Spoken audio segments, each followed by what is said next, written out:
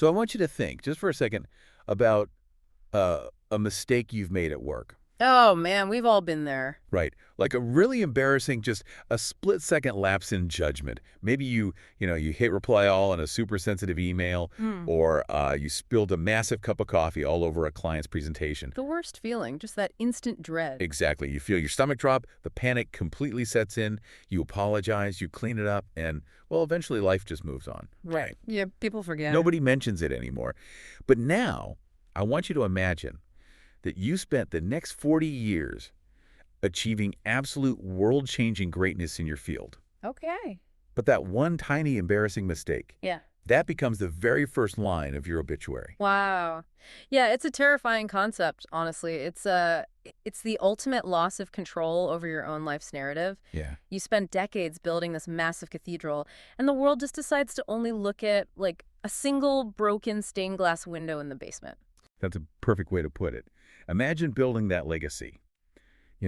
Decades of sold-out stadium tours, multi-platinum records, literally defining the entire genre of heavy metal, only for the world to obsess over the flavor profile of a flying mammal. It is wild when you frame it like that. Okay, let's unpack this, because the core irony here is just staggering. We are talking about the late Ozzy Osbourne. A true legend. Right, a musical titan who achieved massive global success.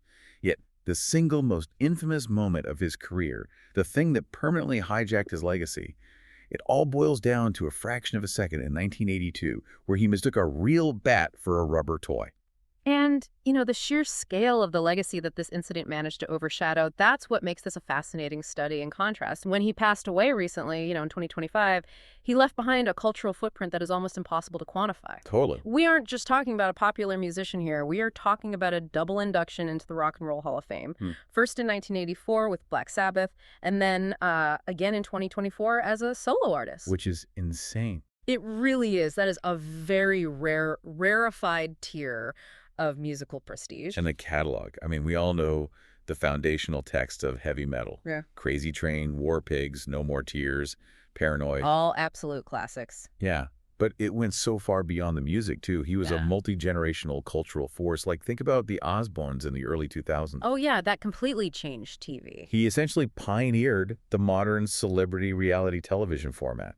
He spent half a century painstakingly building this incredible, diverse body of work. Right. It's like spending 50 years painting the Sistine Chapel, but the only thing anyone ever asks you about is the one time you accidentally drank your paint water. Yeah, and worse, the public then demands you drink the paint water at every gallery showing for the next 40 years. Exactly. What's fascinating here is the underlying psychology of public memory, specifically how our brains are wired to process information.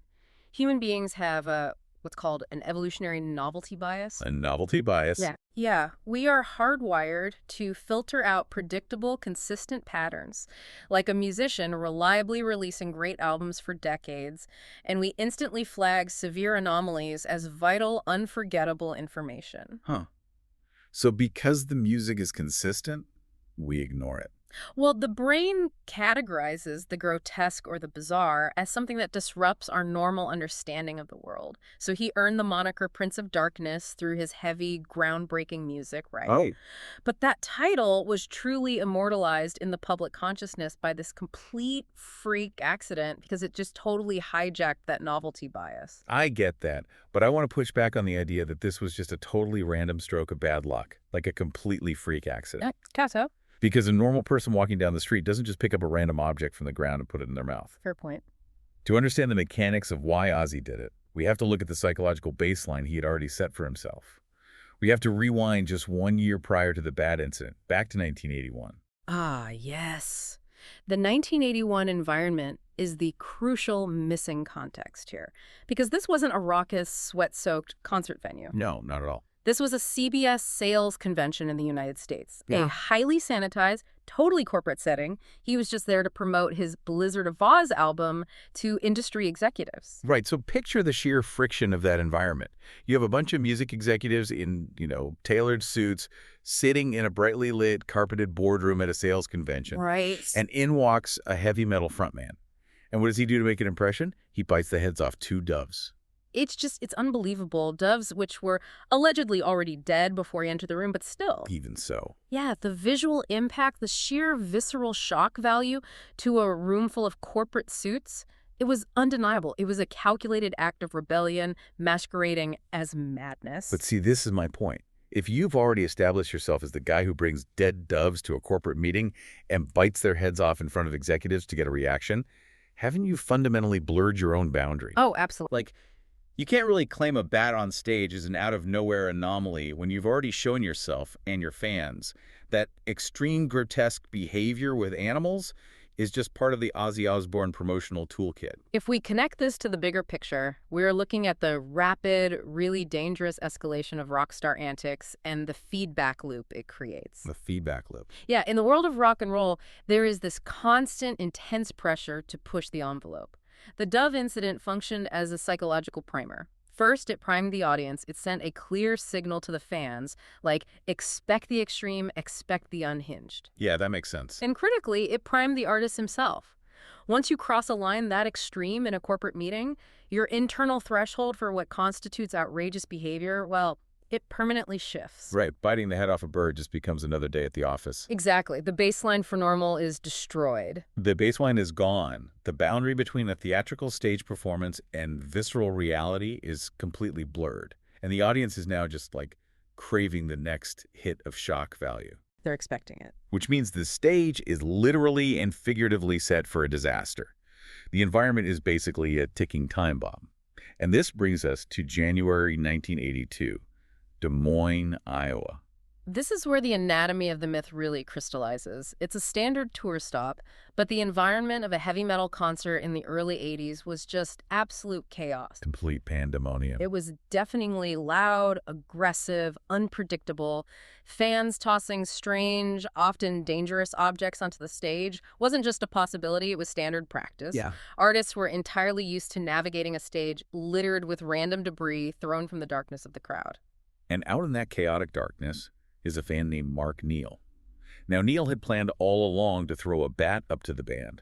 He even assured everyone around him that the bat had been, quote, dead for days. Right, which is a wild thing to assure people of. Seriously.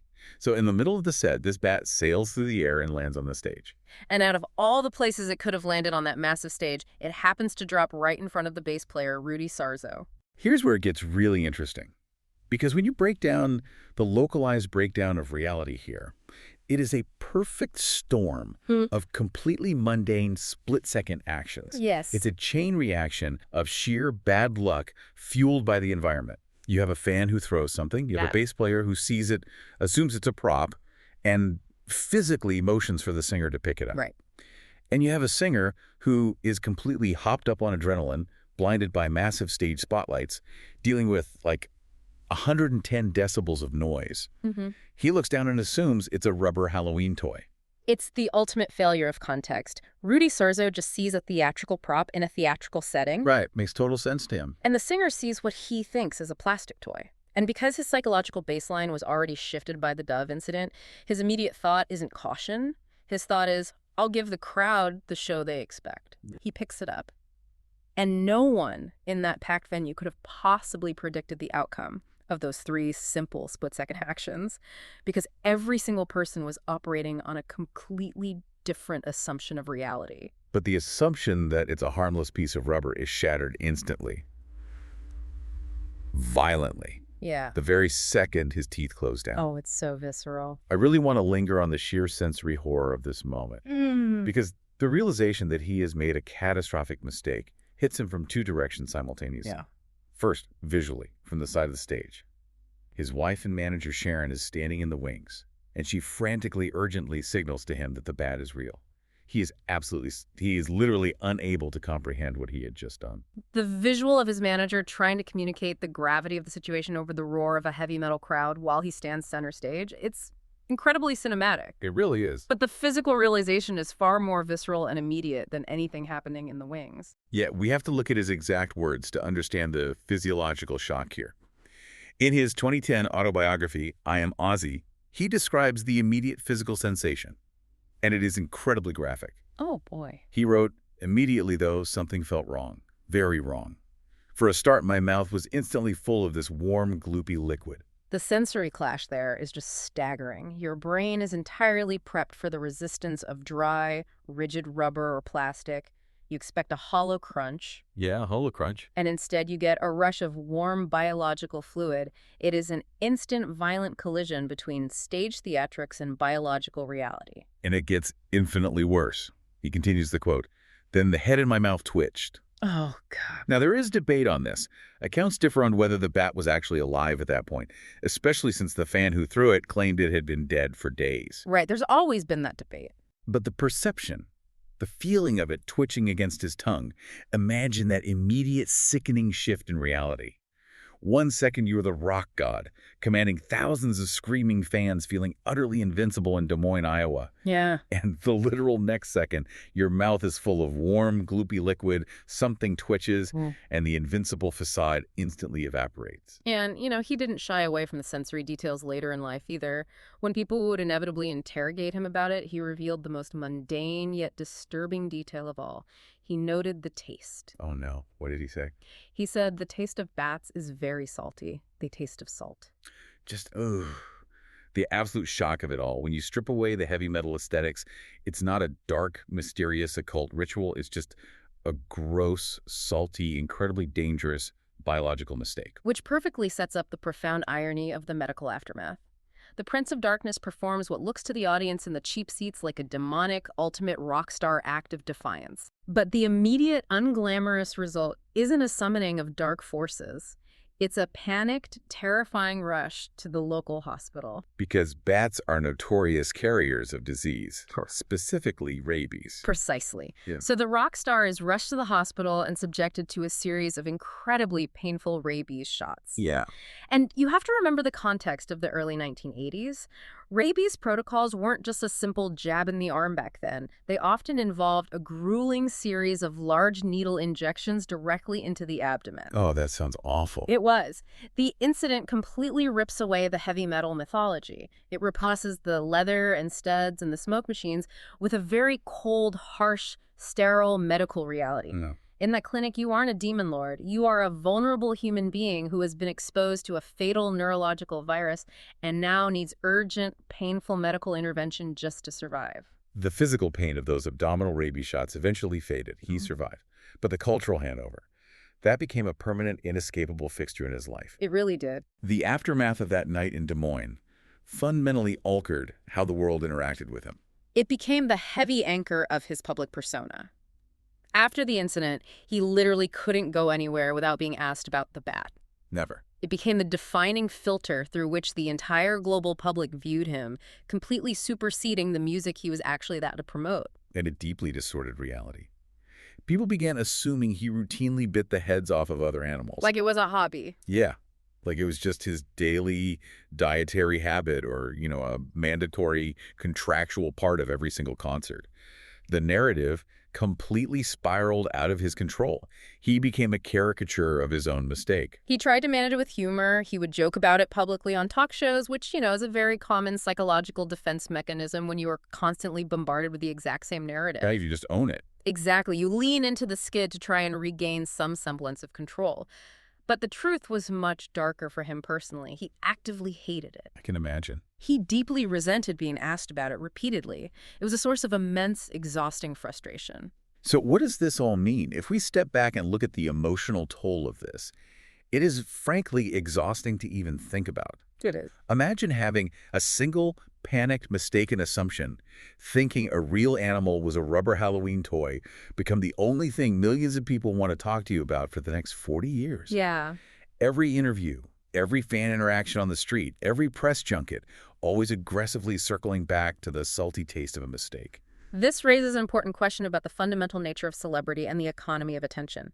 Who actually owns an artist's legacy? That's a good question. Is it the artists themselves, earned through their decades of relentless hard work, their musical innovation, their massive chart-topping hits? Or is the legacy ultimately owned by the public, who collectively decide to obsess over the most outrageous, tabloid-ready mistake, entirely ignoring the underlying artistic achievements? It's the public, isn't it? I mean, we act like we own them. We demand the hits. We buy the tickets. But we quietly, or sometimes very loudly, prefer the train wrecks. We really do. We want the myth more than we want the music, because the myth is easier. The myth requires zero effort to consume. It's a sensational, frictionless soundbite. Listening to Crazy Train and really appreciating the complex guitar work takes time and musical context. Right. Biting the head off a bat is a shocking, instant, easily digestible story that you can immediately recount at a dinner party. It requires absolutely no musical knowledge to find it fascinating. The public's attention economy heavily favors the grotesque over the great. So to recap this wild journey we've been on in this deep dive, we started with a monumental musical career that spanned half a century and reshaped an entire genre. Yep. We saw how a dangerous psychological precedent was set in a sterile corporate boardroom with two doves, completely destroying the baseline for normal behavior. The dominoes started falling. They did. We tracked the incredibly unlucky perfect storm of a chain reaction in Iowa, a fan's throw, a bassist's point, a mistaken rubber toy under blinding lights. Such bad luck. And we felt the visceral, sensory horror of a mouthful of warm, salty liquid, leading to painful abdominal rabies shots and a lifetime of unwanted, repetitive questions. A single localized breakdown of reality that permanently cemented a title, The Prince of Darkness, while simultaneously tormenting the very human man trapped behind the moniker. It really makes you think about how we, as a culture, consume the people we claim to admire. Do you define the icons in your life by their greatest, most enduring achievements?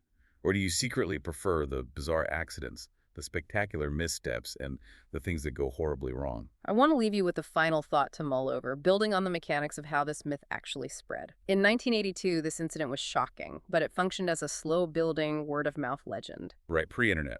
Exactly. It was passed around in schoolyards, debated in record stores, and eventually mythologized over years, largely defining Ozzy's career in a bizarrely iconic way.